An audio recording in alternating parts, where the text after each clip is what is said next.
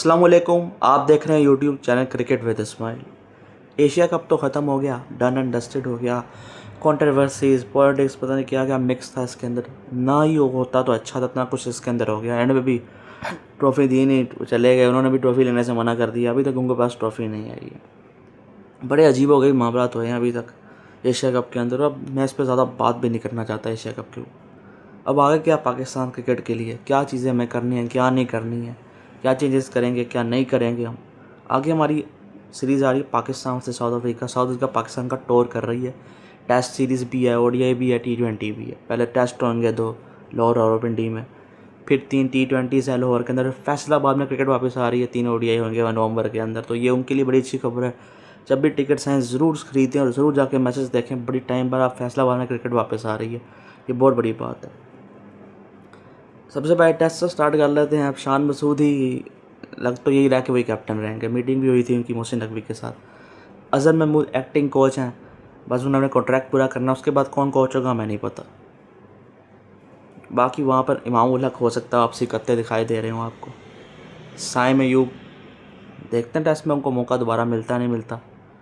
हुरैरा के साथ उन्होंने ज़्यादती कर दी थी, वेस्ट इंडीज सीरीज़ में नहीं डाला था। क्या वो होगा या नहीं होगा हमें नहीं पता। इतना कुछ अजीबोगरीब मामला यहाँ पर हैं।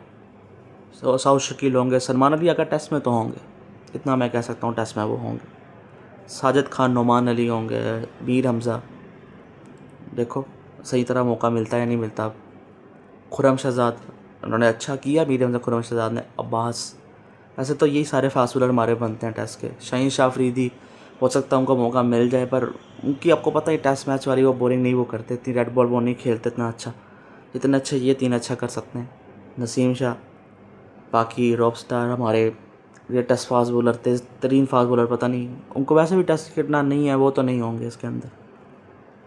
तो इस तरह की होगी। बाबर आजम ज़रूर हमें खेलते दिखाई देंगे। कामरान गुलाम को देखते हैं क्या होता है। रिजवान साहब भी होंगे, तो इनके लिए तो ये फॉर्मेट है। इस तरह करके कोई प्लेइंग 11 हमारी वहाँ पे नज़र आएगी जो मैंने आपको बता दिया। वहीं भी स्पिन कंडीशंस बनाएंगे, वो फिर से हवाएं चलाएंगे, हीटर लगाएंगे, ताकि स्पिन ट्रैक बन जाए। करना है तो जो कर रहे हैं, बट हमें रिज़ल्ट अच्छे चाहिए। जिस तरीके से भी पिच बना रहे बनाएं और हमने रिज़ल्ट अच्छे हैं। हालांकि हम खुद स्पिन पे अच्छा नहीं खेलते। अफ्रीका का ये है कि वो भी स्पिनर्स 2-3 लाएंगे, पर उनके फास्ट बॉलर्स उनके की रहते हैं, काफ़ी ज़बरदस्त किस्म के हैं। तो ये सारी चीज़ें बहुमा नहीं होगा उनकी तरफ से, वो इंजर्ड है, इसकी वजह से बाहर है। तो ये सारा हो गया टेस्ट का। जो अभी तक तो यही नज़र आ रहा है, शान मसूद वगैरह यही रहेंगे। किसी की वापसी वगैरह हो गई तो हो गई। फिर T20 है 28 से, यानी कि 1 महीने बाद एशिया कप के ख़त्म होने के बाद T20 स्टार्ट होंगे। अब यहाँ पे आवाज़ें हैं बाबर आजम के कमबैक की। रास्ते तो उनके लिए खुल गए हैं, क्योंकि बाकियों ने इस तरह नहीं किया। हालांकि मैं अभी भी कहता हूँ अपने फैसले पर कायम रहें, नहीं वापस लें, मगर अब मेरे कहने से क्या हो रहा है, वापस रास्ते खुल चुके हैं। बाकी है सलमान अली आगा, मोहम्मद हारिस, साइम अयूब, इनका क्या फ्यूचर है समझ नहीं आ रहा है अभी T20 के अंदर मुझे। मैं तो चाहे इनको और मौका दे भी दूँ, पर पता नहीं पाकिस्तान क्रिकेट इनको मौका देगी या नहीं देगी। कोच इनको शायद कोच भी इनको मौका देने को तैयार हो, पर हमारा आपको पता ही है सब कुछ इन्वॉल्व होता है। तो कोच को भी तंग करते हैं, उसको फैसले नहीं करने देंगे, उसके बाद पावर है का कुछ भी यहाँ पर हो सकता है।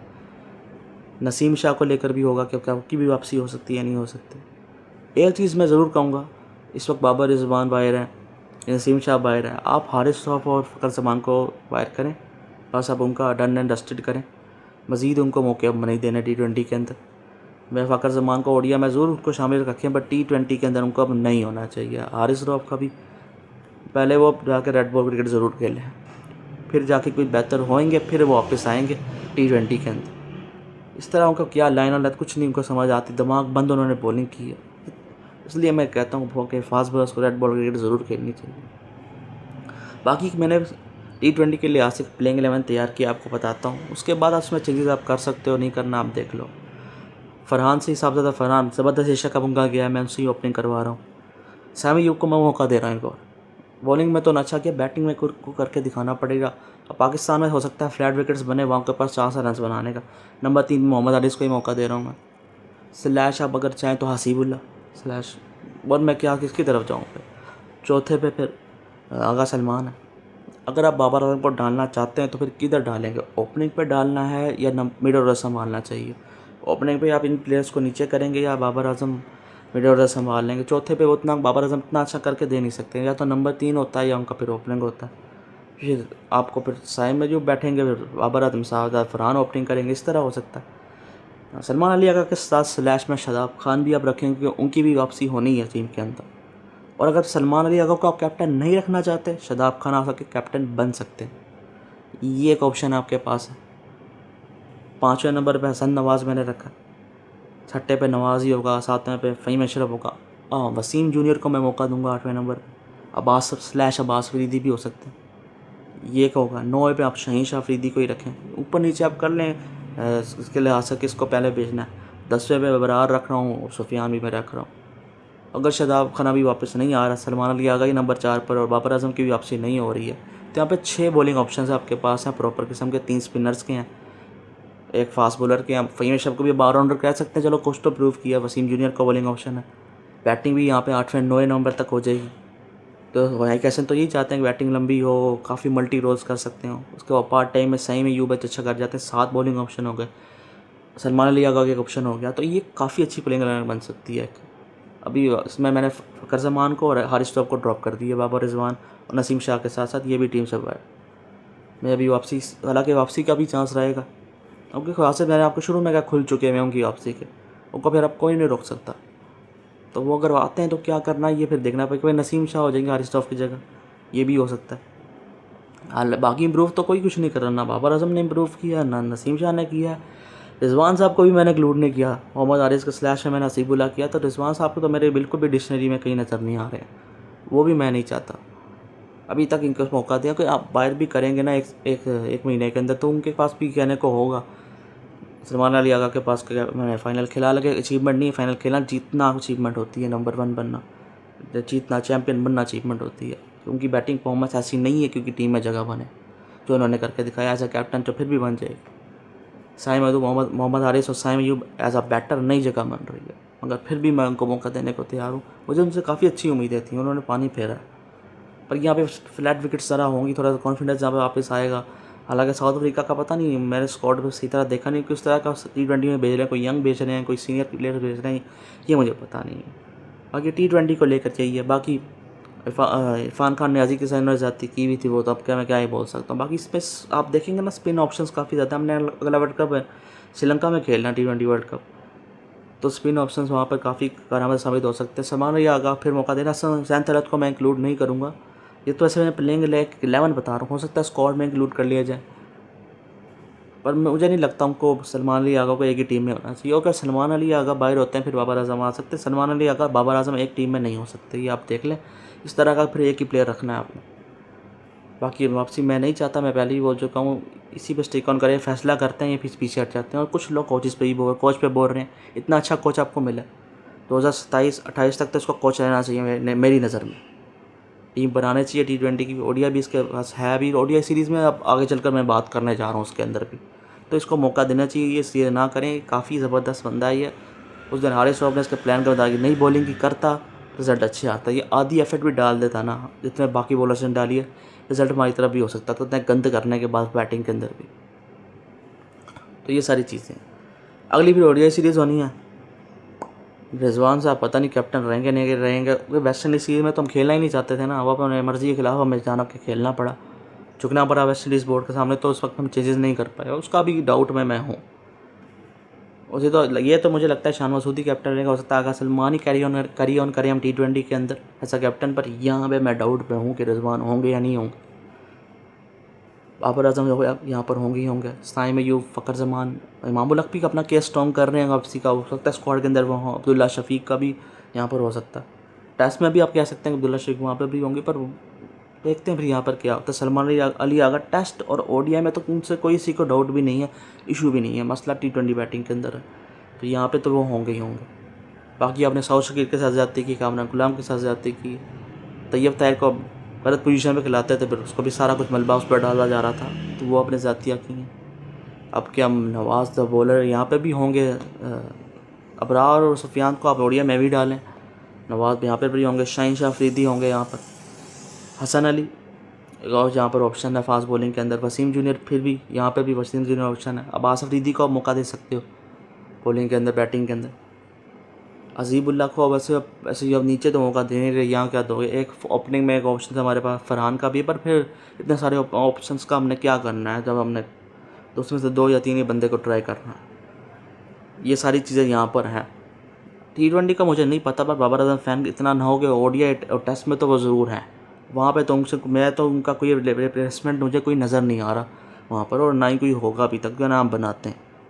तो वहाँ में तो वो रहेंगे। T20 को लेकर डाउट्स में मैं रहूँगा। रिजवान साहब भी टेस्ट और ओडीआई में ही खेल रहे हैं, T20 में उनकी कोई जगह नहीं बनती। ये बात तो याद रखें। फोकस अपना प्रायोरिटी टेस्ट और ओडीआई बना लेंगे बाबर और रिजवान, तो बहुत अच्छा रहेगा। यहीं पर फोकस रखें आप। अब मैं देख रहा हूँ काफ़ी टाइम से कि वो हारा फाइनल आ रहा है, तो वो कहने के बाबर आजम को कैप्टन होना चाहिए था, ये होना चाहिए था, वो होता तो ये हो जाता। तो उसका तो सैंपल साइज़ है 2022 का एशिया कप और T20 वर्ल्ड कप। उसका बल्ला तो चला ही नहीं, वो तो रैंकिंग में नंबर 1 बैट्समैन था। कप्तानी भी उसकी बस ऊपर नीचे थी, बाकी ही जिता कर दे रहे थे, ऊपर लेके जा रहे थे। यहाँ भी तो यही हुआ, यहाँ भी बिल्कुल ऐसा ही हुआ। पर यहाँ पे थोड़ा सा ये फ़र्क है कि इसने कप्तानी भी कुछ अच्छी कर ली, कुछ अच्छी कर ली, बहुत ही एक्स्ट्रा ऑर्डिनरी कर ली। अब देखिए श्रीलंका बांग्लादेश वाला मैच फाइनल में भी रनर्स थोड़े बहुत उसने मारे, पर बैटिंग में मामला उसका वैसा ही है जैसा उसका। तो ये सारी चीज़ें सोचने के बाद मैं ये देख रहा। अब देखते हैं पाकिस्तान क्रिकेट क्या करती क्या नहीं करती। बाकी ये जो मैंने बातें बोली हैं ज़रूरी नहीं है उस पर ही अमल हो रहा हो। आपको बाबर आजम नसीम शाह हो सकता है, रिजवान भी वापसी करते हुए दिखाई दे रहे हो, फिर आप किस तरह बनाओगे कल कोई पता नहीं। सलमान अली का ना कैप्टन हो, शताब खान ऑप्शन था, फिर T20 में शताब खान ही फिर ऑप्शन है। शहीन अफरीदी हर मैच में नहीं आप खिला सकते, वो फिर आपको उसको रेस्ट भी देना होता है, वर्कलोड मैनेज करना पड़ता है, वो फिर नहीं होता। वो एक ऑप्शन एक और है, पर सिर्फ शताब खान ही मुझे ऑप्शन नज़र आता है। वापस बाबर आजम को कप्तान आप नहीं बनाओगे, और नहीं बनना भी नहीं चाहिए बाबर आजम को। अपनी बैटिंग पर ही वो ध्यान दे।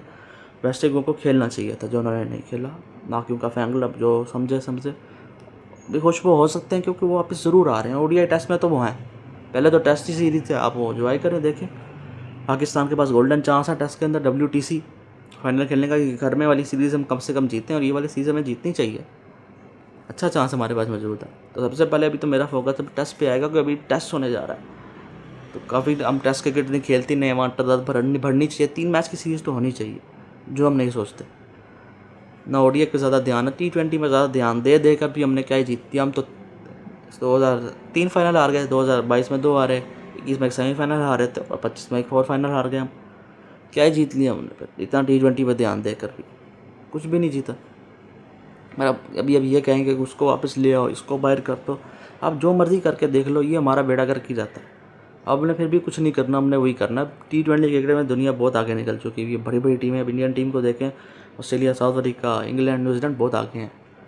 हमारा लेवल ही बांग्लादेश वगैरह, श्रीलंका हमसे बेहतर है, हमने उसको हरा दिया, पर हमारा लेवल इनके लेवल का ही है। UAE, अब देखो कितना टफ मैच हो रहे थे हमारे उनके साथ, ओमान वगैरह, यही हमारा लेवल है इस वक्त। और बाकी टेस्ट में भी हम कितना सारा डाउन है, ओडीआई में भी हम ऊपर ज़रूर नज़र आते हैं। हमने एक सीरीज़ जीती ऑस्ट्रेलिया में, अफ्रीका में जीती, उसके बाद 10 सीरीज़ हम हार के बैठ गए। तो कुछ अचीव करने के बाद भी हम फिर ज़लालत का हमारे ऊपर पड़ जाती हो। ये सारी अब देखते हैं हमारी कैसे इनका क्या है। स्टिक ऑन उसके ऊपर रहना है, चाहे आगे जो भी रिजल्ट आते हैं उसको टाइम पूरा दें। इस तरह ना करेंगे उसके साथ भी ज़्यादती करें। इतना अच्छा कोच है वो, ना उसके साथ गलत करना, मैं आपको पहले बता रहा हूँ। तो सारी चीज़ें हैं। बाकी मोहसिन नकवी साहब ट्रॉफी वापस कर दो, हमको दे दो, बस ख़त्म करो इस मसले को। आगे पाकिस्तान और इंडिया वुमेन का भी मैच है, वहाँ भी फिर हैंडशेक नहीं करेंगे इंडियन टीम, वहाँ फिर कुछ होगा तो फिर मुसीबत हमारे लिए पड़नी है। बाकी इतना गंदा पॉलिटिक्स से इन्वॉल्व हुआ है, इंडियन खिलाड़ी का भी ऐसा नहीं करते थे, पता नहीं इन्होंने ऐसा नहीं करना चाहिए था। जैसे भी हालात पहले भी हमारी जंगें वगैरह होती रही, चीज़ें होती रही, पर खिलाड़ी आपस में अच्छे से ठीक ठाक रहते थे। ये बहुत बहुत गलत किया सूर्य कुमार यादव की टीम ने। फिर जवाब जो हमने दिया उसके बदले में वो हमने और बेकार कर दिया था। बड़ा अजीब हेडलाइंस बन रही हैं, बड़ी गंदी हेडलाइंस पर ये। अरे जीते तो ट्रॉफी लेके चले गए, उन्होंने भी ट्रॉफी के बगैर सेलिब्रेशंस किए, ले लेते तो उसे नकवी से चढ़ के क्या जाता था तुम्हारा। अजीब मामला है, पता नहीं कैसे कैसे सोचते हैं। कोई और बंदे को पकड़ा के दे देते, क्या जाना था, पर नहीं।